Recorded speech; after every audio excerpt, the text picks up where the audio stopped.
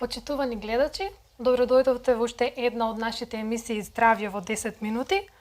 Како што кажавме минатиот пат, и овој пат разговараме со Сања. Сања е медицинска сестра и студент на медицинскиот факултет во Скопје. Во претходното видео зборувавме за здравјето, за болеста, за факторите кои што учествуваат во нивното одржување или нарушување. Споменавме за биолошките фактори и имунитетот. Денеска подетално ќе зборуваме на таа тема. Кои се биолошките фактори кои што учествуваат во нарушувањето на здравјето? Значи, биолошките фактори, јас не верувам дека нема некој кој што не ги знае, но добро е да се повторат. Биолошките фактори кои што се причинители за настанување на болеста, нам не се многу добро познати и верувам дека се многу актуелни изминативе неколку години, поготово со ситуацијата. Пандемијата, така е, да.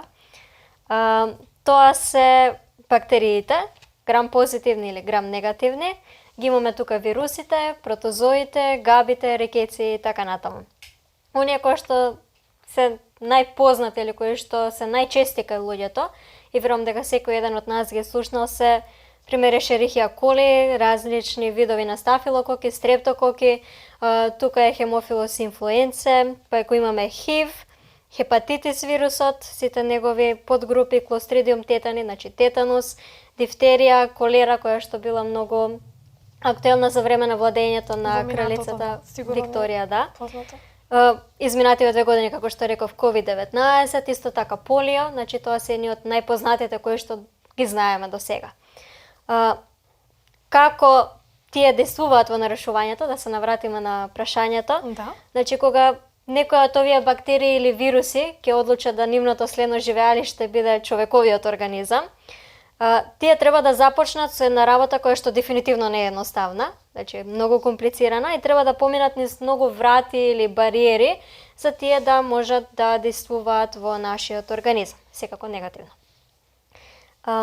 За среќа телото е така совршено направено да има повеќе начини како да се одбрани од оваа инвазија на патогени микроорганизми. Нема да ве оптеретувам со некои многу медицински жаргони, но мислам дека е неопходно да го објаснам сето ова на еден поразбирлив начин, да. Така да. Па можеме да продолжиме понатаму. Значи, како што кажа, не сме оставени сами на себе во борбата против сите овие вируси и бактерии, така да поедноставно да го кажеме ова. Нашата одбрана е имуниот систем, па еве може ли да кажеме нешто повеќе за тоа што е тоа имун систем и како работи на поедноставен начин, како што кажавме, за да може сите да разбереме. Така е, значи имуниот систем представува еден адаптивен систем на одбрана со кој што човекот или работниците, значи кој има само кај работниците, можат да се одбранат од инвазијата на микроорганизмите. Некои веќе ги спомнавме претходно и исто така не само микроорганизмите, туку и канцерогените клетки кои што настануваат во нашиот организам. Значи има можност да се одбрани од нив. Значи не ни служи имуниот систем само за одбрана од вируси и бактерии, туку од и многу други работи, како што спомна, од канцерогени клетки и некои други нешта, така? Така е.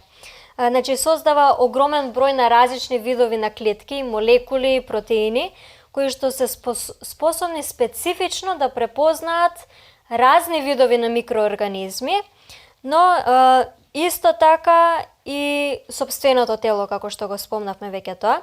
И овие клетки и молекули действуваат на еден толку заплеткан начин, комплициран начин, да ја изгледа многу покомплексно од начинот на кој што нервите функционираат во нашето тело. Двата начини во кои што главном имуниот систем знае и може да действува се препознавање и одговор. Може да препознае најмала хемиска разлика по кој патогените се разликуваат еден од друг, да знае дали е некоја бактерија стафилокок или стрептокок. Исто така ги разликува туѓите од сопствените клетки, сопствените протеини и кога ќе ги препознае туѓите клетки, туѓите микроорганизми, ќе создаде еден одговор или ефекторен одговор каде што на разни начини ќе се обиде да ги неутрализира или да ги убие микроорганизмите кои што настанале, дали е тоа лиза или опсонизација или некој друг начин да не ве. Да, сето тоа со цел нам да не одбрани од нападот. Така. Еве кога веќе сме на оваа тема, например, низ кои етапи треба да помине еден микроорганизам, односно една бактерија или вирус, со кој што ние ќе дојдеме во контакт за тој да предизвика болест. Во минатата емисија веќе спомнав на крајот дека денес ќе зборуваме за првата и втората одбрана или линија на одбрана од страна на микроорганизмите кои што ги поседува имуниот систем. Па за да влезе еден микроорганизам во нашето тело и да почне да действува и да направи некој проблем, потребно е да помине низ неколку бариери и така започнува со првата бариера, па имаме првата линија на одбрана од страната на човековото тело. Како што знаеш, најголемиот орган во човековото тело е кожата. Кожата. Значи има преку 2 метри квадратни површина. Исто така тука спаѓа дел и мукозните мембрани кои што ги имаме, значи во нашиот респираторен систем, дигестивен тракт, урогенитален и површината на овие слузници е некаде околу 400 метри квадратни. Значи тоа е навистина една голема површина. Физичките бариери кои што ги спомнав, кожата и мукозните мембрани, значи действуваат така што пример кожата го спречува влегувањето на микроорганизмите внатре. Затоа е потребно да ја негуваме нашата кожа, да биде здрава, бидејќи ако е оштетена, ако има пукнатини, може многу полесно бактериите да навлезат внатре.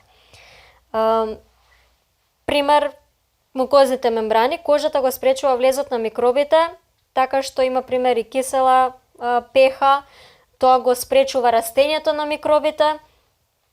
Слузниците и нивната нормална флора исто така се спротивставуваат на микробите така што спречуваат тие да се поврзат за одредени рецептори на кои што тие би се поврзале за да може да предизвикаат некоја болест.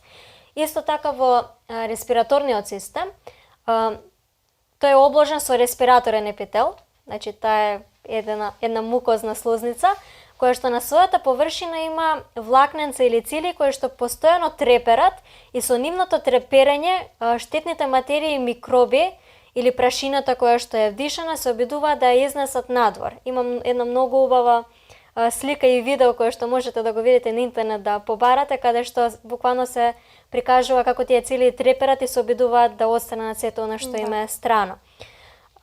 Интересен механизам. Така е, значи како што веќе реков, многу сме совршено направени, има многу работи кои што ни помагаат да се одбраниме од сите овие штетни микроорганизми. Исто така имаме хемиски бариери, веќе ја спомнав pH. Ова во првата линија на одбрана спаѓа сето, така? Сето тоа, да. Лизозими, имаме ја имаме потта, лизозимите тоа се ензими кои што кога цепат бактерискиот клеточен зид и кога ќе ја расцепиме нивната структура, тие не може да действуваат. Да. Потоа имаме интерферон, тоа е една група на протеини која што прави да неинфицираните клетки да можат да се одбранат од потенцијалното инфицирање. Исто така имаме неклеточни елементи, тука спаѓа комплементот, кој навистина треба да му се даде еден комплимент, бидејќи действува навистина многу убаво. Тој ги лизира микроорганизмите или ги јаде, ги уништува и помага олеснувањето на фагоцитоза. Повторна фагоцитоза е процес на уништување или на јадење на штетните материи. Исто така, кога веќе ги спомнав фагоцитите, имаме, тоа се клетки на неспецифичниот или на првата линија на одбрана, каде што... Само да појасниме што значи тоа неспецифичниот, дека ги напаѓаат сите микроорганизми, така? Без да значи тие не се специализирани за одредени, туку тие функционираат во секој момент кога нешто што им е страно ќе дојде во контакт со сите непријатели. Да, значи овие фагоцити ги има пример во белите дробови, па затоа имаме алвеоларни фагоцити, имаме во црниот дроб, тука се наречени купферови, во клетките на коските ги имаме остеоцитите и многу други. И исто така имаме некои други клетки кои што учествуваат во овој систем, кои што не би сакала да... Навистина интересно и ова кај е доволно комплицирано, веројатно уште покомплицирано ако се оди подлабоко во оваа тема. Еве до сега зборувавме за првата линија на одбрана. Така, сето тоа што го кажавме досега спаѓа во таа прва линија на одбрана. Така. А што со втората линија на одбрана и како таа пак функционира? Така, значи втората линија на одбрана го представува вродениот имунитет. Значи тоа е имунитет со кој што новороденчето веќе се раѓа. Замислете некоја бактерија да ја пробила првата бариера на одбрана. Значи веќе спомнавме што се функционира. Сите тие работи што ги набројавме до сега ги поминала и сега Да. има нова препрека. И сега потребно е да делува и тоа го прави нашиот организам со помош на неспецифичниот вроден имунитет. Вродениот имунитет вклучува повеќе компоненти, значи секогаш е многу покомплицирано од тоа што е. Па така го имаме комплементниот систем на протеини, кој што веќе го спомнав, значи нив ги создава црниот дроб, понекогаш и гастроинтестиналниот тракт. Имаме професионални фагоцити, клетки природни убици или natural killer cells, кои што се борат, но тие мора да бидат активирани за да почнат да действуваат. Исто така не спомнав претходно дека имаме и фагоцити кои што се наоѓаат во мозокот. Тоа се микроглија клетки кои што помагаат во уништување на микроорганизмите кои што би стигнале кон мозокот. Така. Доста интересно навистина и доста комплицирано, иако верувам дека ова е само површината на темата околу имуниот систем, но се надевам дека гледачите сватија дека не сме оставени самите на себе, кога станува збор за одбрана од разни микроорганизми и сега ни останува уште да зборуваме следниот пат за третата линија на одбрана, така? Така. Ви благодариме на сите на вашето внимание и се до следното видување, останете живи и здрави и се гледаме во следна прилика.